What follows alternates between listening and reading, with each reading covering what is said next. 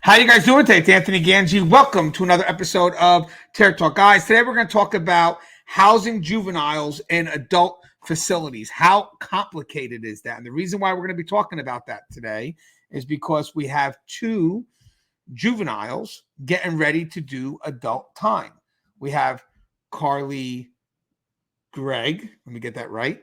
Carly Gregg was recently, I think in March of 2024, she shot her mother twice in the head, once in the chin, tried to kill her stepfather. She did shoot at him 3 times, but she only hit him once, somewhere around the shoulder and the neck. He did survive. She even actually, prior to shooting her father, invited a friend over so she could look at her mother's dead body. Eventually, the stepfather was able to get the weapon from her, which was already emptied out. She ran off, and now she is being, if she doesn't accept the plea, she's looking at, and this happened in Mississippi, she's looking at 2 life sentences, one for the murder of her mother, the second one for the attempted murder of her stepfather, and then I think it's like a 10-year sentence for tampering with evidence. But they're trying to give her a plea, which the plea would knock it down. If she pleads guilty, it would knock it down to a 40-year sentence, which still could give her a life. But they don't want her to take the plea. And right now, her stepfather, the one that she shot at and hit, he's actually standing next to her as they're trying to claim that she has mental health concerns. And we also have here is Colt Gray. So Colt Gray recently went into his high school. It's in Georgia, Appalachia. I'm not really good with pronunciations, we already know, but he went in there. He shot up 2 students, killed 2 students, killed 2 teachers, but injured 8 or 9 other individuals. At this point, they believe his father may have given him the gun around Christmas.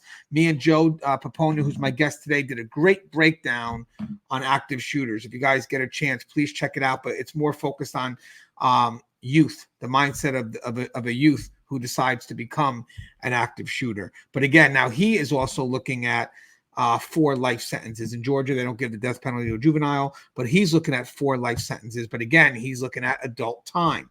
So I wanted to have this discussion with Joe to see what's it like managing juveniles in adult facilities. What's up, Joe? Hey, what's going on, Anthony? Good, Joe. Joe, you mind introducing yourself to our audience, please? Yes, sir. My name is Joe Pomponio. I'm a retired lieutenant from the Texas Department of Corrections of 29 years. I'm currently working as an assistant jail administrator at a local sheriff's department in the jail division and a panel member here for Cheer Talk. Hey, Joe, real quick. Obviously, I know you were familiar with the Colt Gray because we did the breakdown just earlier today, but were you familiar with Carly Gregg? Not 100%, but now that, when you ran through her bio there, I do remember it.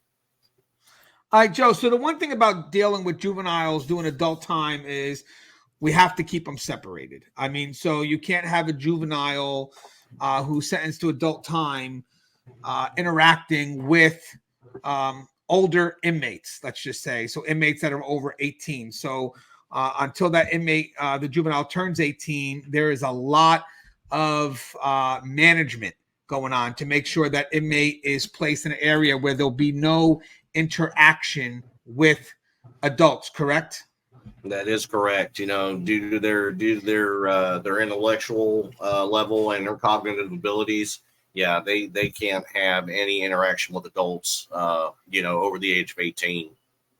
Right. And guys, I wrote down here, it does require separate housing units away from adult inmates to protect them from potential physical or psychological harm. And physical could also include sexual. And we'll talk about that later with Priya and how that evolves into ethical and legal considerations.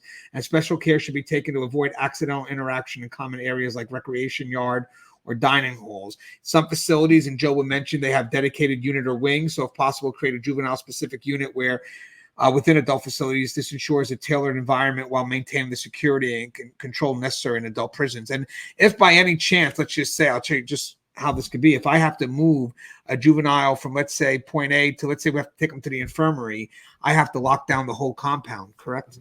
Oh, absolutely. Just due to liability purposes, because you cannot there's no justification for a juvenile to get hurt by an adult, prisoner. In order to get that inmate from, the juvenile from point A to point B, you got to lock down the entire facility. There can be absolutely no movement whatsoever. That whole unit belongs to that juvenile at that point until you get them where they need to go and back.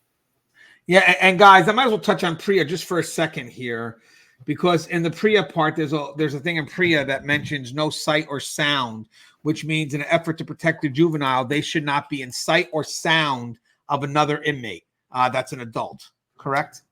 Yep, and it's same way in the county jails as well. If for some reason we do have to house a juvenile, they cannot be housed anywhere within sight or sound of any male or a female adult prisoners. Now, granted, I know right now when we're thinking about this and automatically we're saying they can't have interaction with other inmates, this kind of pushes into the next thing about providing specialized mental health and counseling services.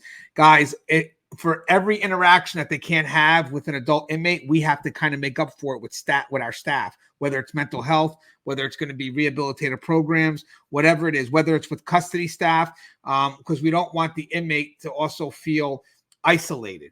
So technically, this could be a good thing too, because now they should be introduced to positive influence first. So I think that's a great way to, if the child has to be locked up into an adult facility, and again, if they're under 18, their only interaction should be with people that have good influence over them, positive influence. So that sets a great foundation when they do turn 18 and they do have to mix in with adults. Hopefully there's enough of an influence that we've created at that point, that initial foundation that helps the inmates steer away from negative interactions. But Joe, one of the things we talked about, I think this is to kind of balance it out, because there could be a good chance that a lot of people will see that without these interactions with the adults, and I get it for safety reasons, well, that inmate is going to be isolated. And we're saying, no, we're going to balance that. And one of the things we have here is provide specialized mental health and counseling services. So basically early intervention. Juveniles housed in adult prisons are at a higher risk of mental health issues such as depression, anxiety, and PTSD due to harsh environment. Also, it's their formative years. It's crucial to provide access to professional mental health counselors and trauma specialists who are trained in dealing with younger populations. And then you get the routine assessments. The regular psychological evaluation should be conducted to monitor the mental health of juveniles and identify any signs of distress or trauma. And that's something that may not be awarded to every inmate, at least not as intense as you would give it to a juvenile, correct? No, absolutely. Yeah. Juveniles are a different priority. They take a higher priority over your adult population because, it's bad enough that they're there because of the crime they committed. The last thing we need them to do is go on a decline while they're incarcerated. That's definitely not the ultimate goal. You don't want them declining intellectually. You don't want them declining cognitively or emotionally. So any kind of support system that you have in place, even if it's a vocational trade or something that they can do educationally to keep their mind going and to keep them going forward, not taking a step backwards, is definitely a priority and a must.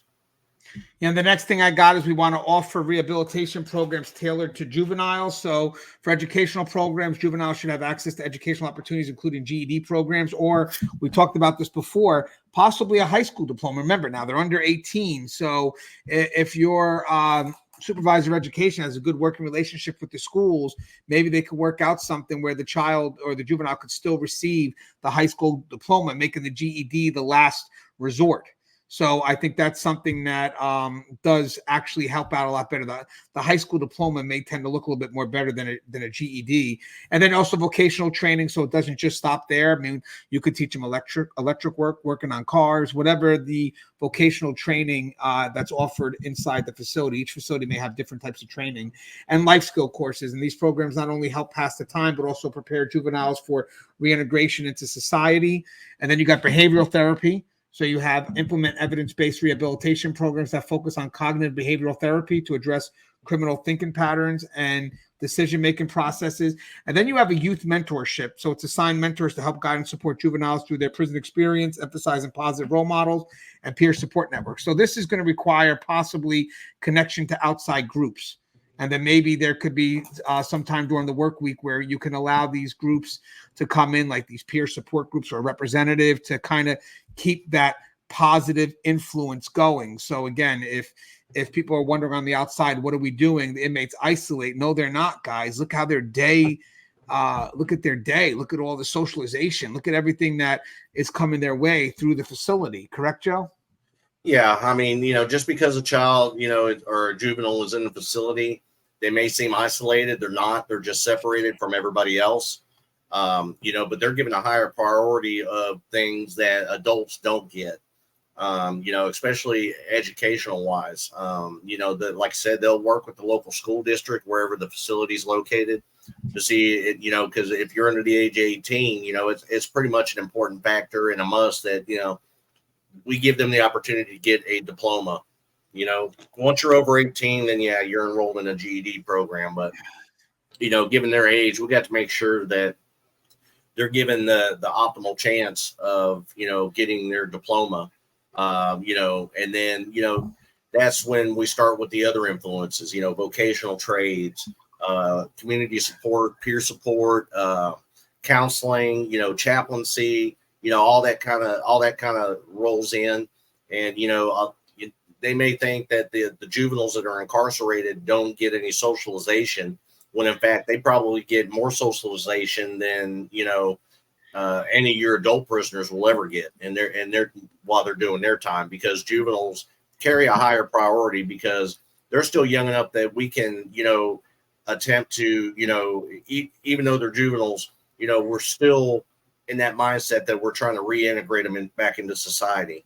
We want them to have all the tools they could possibly get in order to achieve that. And for juveniles, it's a higher priority than the males or the adult. And guys, the priority also connects to the liability.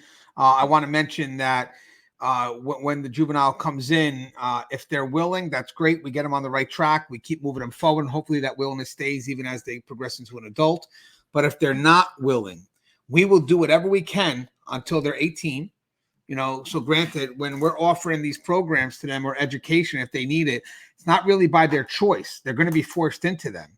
That's the key. So as you become an adult, we don't really force you to take anything. It's your choice. But as a child, you are. Now, if you have a child or a juvenile that is resistant and doesn't want to take it, you could take advantage of the outside resources, family or whatnot, to try to convince the child so we're all on the same path. So there's going to be an exhausted effort. But I'll tell you the difference, though. When the kid's, under 18, you're going to try to convince him or her. But once they turn 18, the moment they say no, okay, it's good. And the difference will be is I'm not going to come to you anymore. You're going to have to come to us next time you want something. And that's just how it is. And the good thing about it, as I said, the kid's on the right track the whole way, and they're doing what's got to be done. Even when they turn 18, you're going to continue that momentum. You're not going to just drop it because they're 18 now. No, you keep it going, because that could be a success story. You never know. Yes, guys, there could be a success story, even though you may be dealing with someone who did a very heinous crime. Remember, our job is to try to get people to turn themselves around. So granted, you can't turn everybody around, but it keeps their day busy, and the outside looks at us like, yes, we're doing good by this juvenile based on what we're supposed to be doing. That itself is a success. And as I said in prior episodes, it's funny because at the very beginning, when they're a juvenile, the pressure is on us producing the outcome because they're, we have to force them in. But once they become an adult, they're truly in charge of the outcome. We're only in charge of the effort. So at one point, sorry, man, we tried. That's why you get the exhaustive effort at the beginning, because I truly believe that we're not responsible for them, even for their outcome, even when they're juveniles. But that's not how people look at it. They want you to get that person in. So you got to put every exhausted effort in there because they will judge you as if you are technically in charge of a choice that they need to make. So, Joe, we talked about this enhanced staff training. So training, juvenile-specific training. Staff members working with juveniles should be trained to recognize and respond to the unique needs of younger inmates. I would also say be a little bit more tolerant. This includes de-escalation techniques, recognizing signs of distress, and offering positive reinforcement to encourage good behavior. And then there's also trauma-informed care. So training should also focus on trauma-informed care approaches, which help staff understand the effects of past trauma and how it manifests its behavior. This can improve relationships between staff and juveniles, promoting a safer environment. It's funny, when I read all that, Joe, I think about using force on a juvenile. How tough is that? Where's the scrutiny? Man, the scrutiny wise, that's scary. That's a scary word. juveniles, as far as the use of force goes, that's a whole different arena. In Texas, if you have a use of force on a juvenile, or anybody under the age of 17, or anybody over the age of 62, we have to report it to Department of Family Services, as well as our internal procedures of who we report uses of forces to.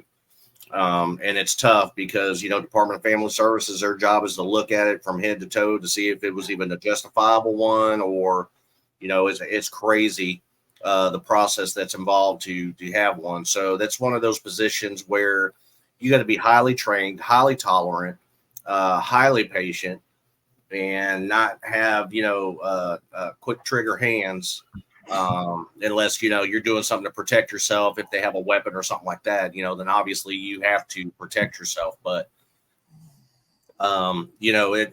it's crazy how much emphasis they place on the juveniles. Like you said before, we have them until they turn 18, and then they start to transition into that adult penitentiary process. And publicly we're scrutinized. If things don't go well, if they, even if the juvenile doesn't want to get with the program, they turn 18, then all of a sudden we put a kid in the penitentiary, and we bred a monster. Yeah. It's hard. It's hard to face the scrutiny, given all the tools that we've given them.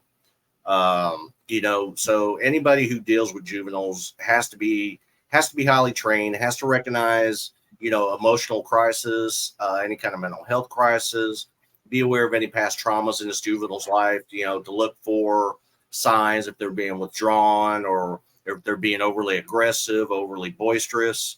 There's a lot to a juvenile that are not as common as adults. Yeah, and guys, kind of reiterate what Joe said, when that use of force. I mean, guys, the officers actually work with the mental health units. They're usually tend to be very more tolerant, so they're able to deal with persistency.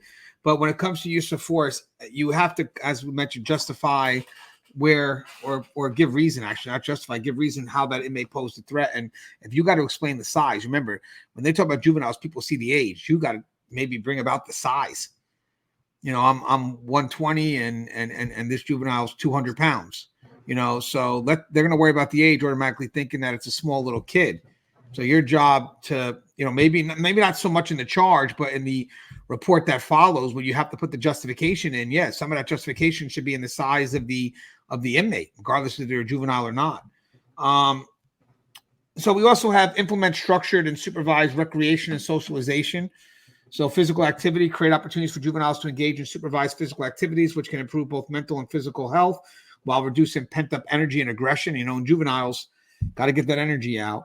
And then the structured socialization. Now, this is where it's true that you got to have those outside resources, and also internal resources as well, program providers, facilitators, maybe even staff to some extent. I'm talking about custody staff. But juveniles should have access to carefully supervised socialization opportunities with peers or trusted adults to develop interpersonal skills and avoid feelings of isolation. I mean, the last thing you want is continue to turn the person into a social, they may be a sociopath now, but I don't want to reinforce it. I want to try to see if I could do to counter it, because they're still in their formative years. They haven't maybe developed into that monster yet. Maybe they're developing to it. Maybe there's still a chance to intervene. I think at this age with the juveniles, the intervention could play a role. But eventually when they become adult, it's no longer intervention, it's suppression. Hey, Joe, what's your thoughts on the structured and supervised recreation and socialization? And you're muted. Yeah, that's definitely a must. What do they say? Idle hands are a devil's worship. You got to find something for them to do, something to preoccupy their time, because they have a lot more of it, especially being incarcerated. You got to find, even if it's through correspondence courses, whether it's a chaplaincy course, educational course, something for them to do.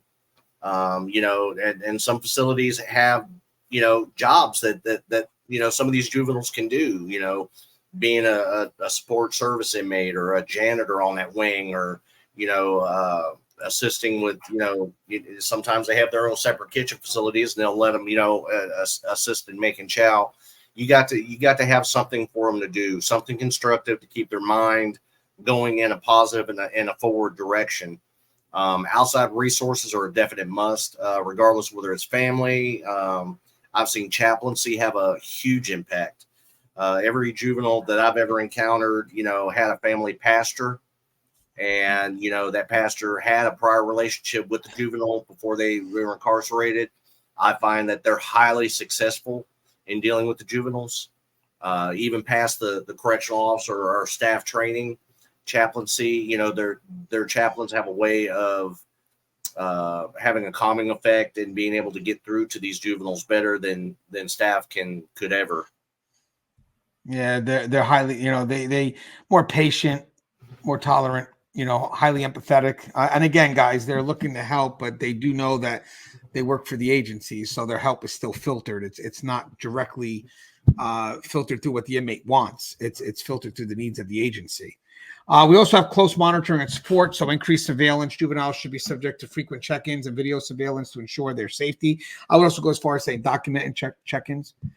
Juveniles may also benefit from increased interaction with correctional staff to foster trust and build rapport. And then the regular risk assessments. Conduct risk assessments to evaluate each juvenile behavior, needs, and progress regularly. And this allows for early intervention if issues rise. I mean, that's the key here. I mean, the key is the intervention part. You don't want the person to come in and then be worse off. You want them to come in and at least, worst comes to worst, maintain. But hopefully they don't maintain. They get better. But one of the things here, guys, when it comes to frequent check-ins, definitely document it.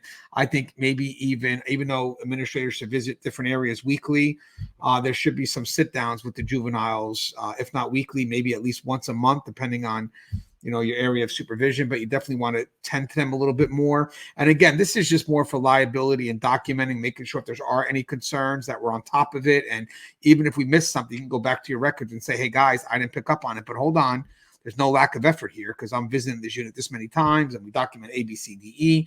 This was just something that we weren't made aware of. And also, when it comes to the increased interaction with correctional staff, we mentioned this before, but if we're able to build a positive influence right from the get-go, when the person does become 18, there's a chance that we've already instilled in them some level of counter influence so they know where to steer, as opposed to just throwing them into the fire and then basically there's no counter influence. So they're just going to head into that direction. So I think a good thing about having staff with that initial contact is we could create a strong foundation for them so they kind of understand what right from wrong is. But again, that's only effort. We can't control ultimately what they do with it, but hopefully it's a good attempt. But once they become 18, they become an adult.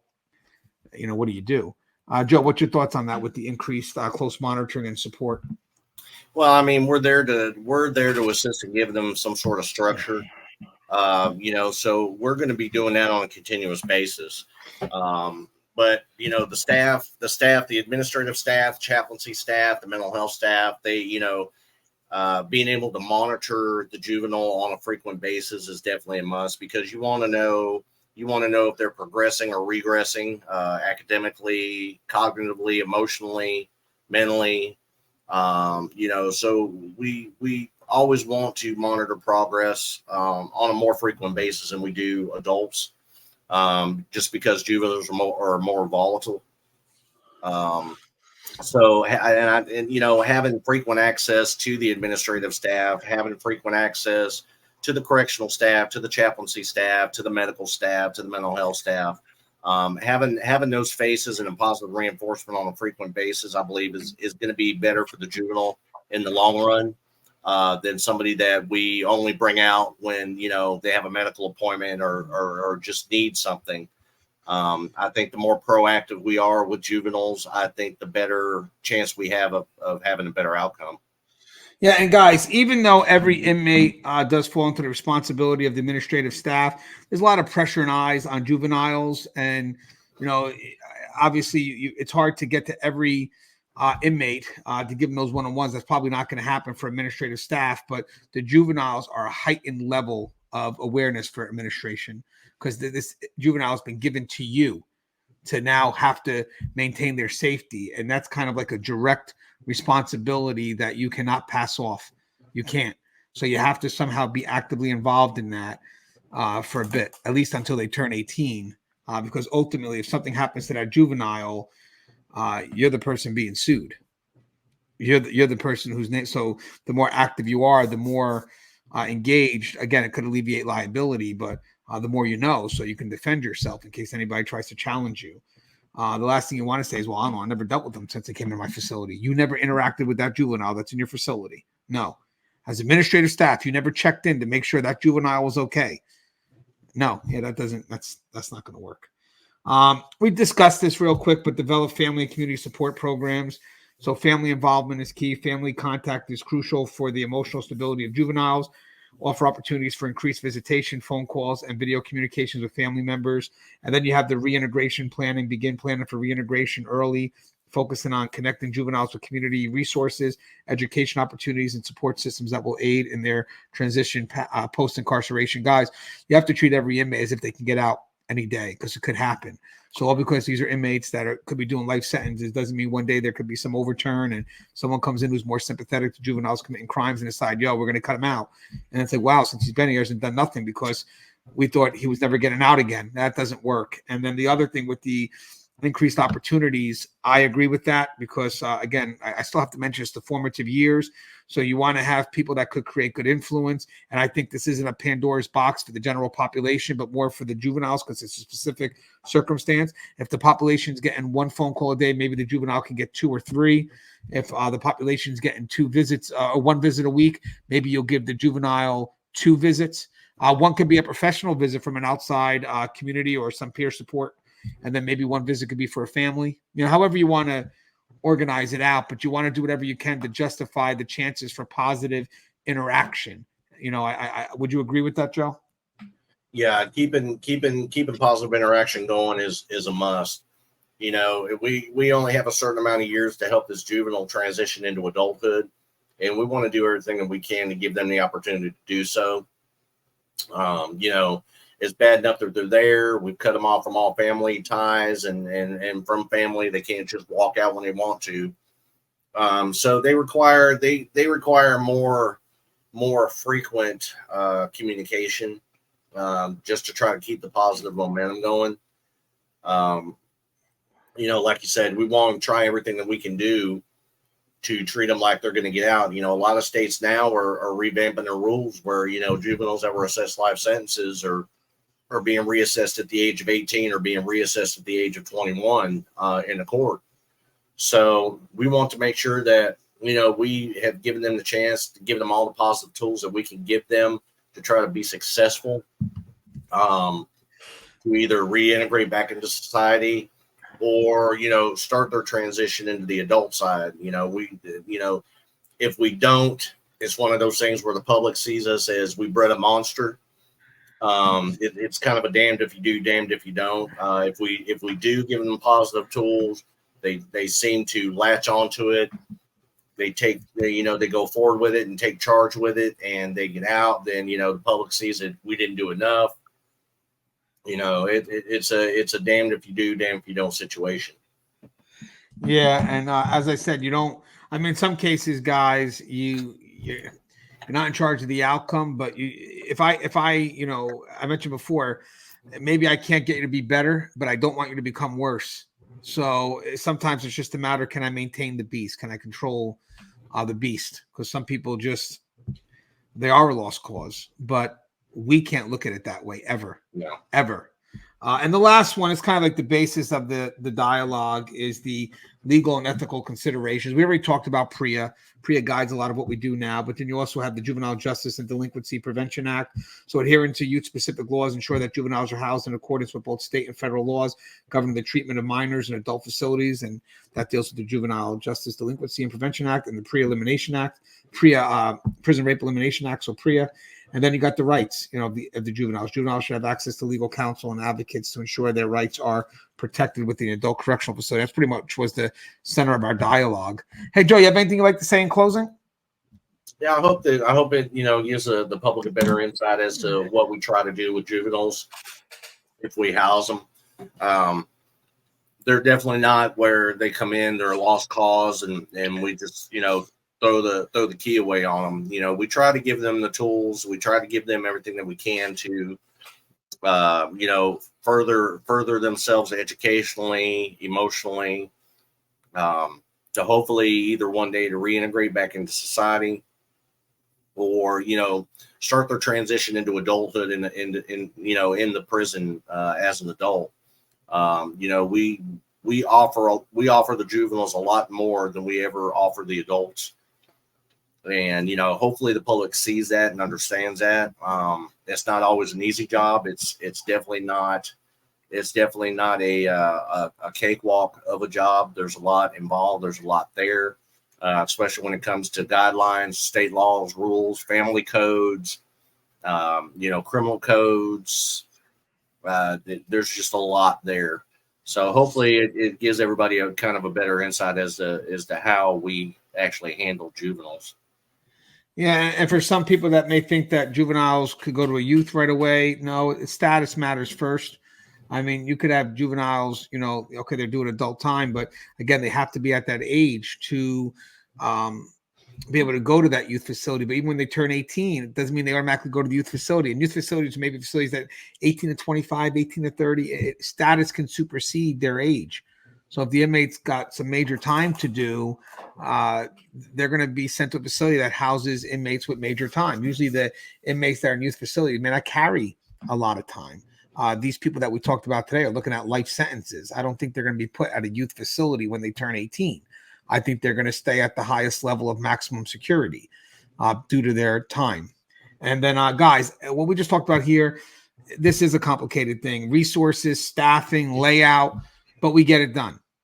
We get it done. I just wanted to give people a little insight on what it is when a juvenile gets sentenced to adult time, and I really feel it's relevant now based on the two cases that we just showed, Colt Gregg and Colt Gary and Carly Gregg.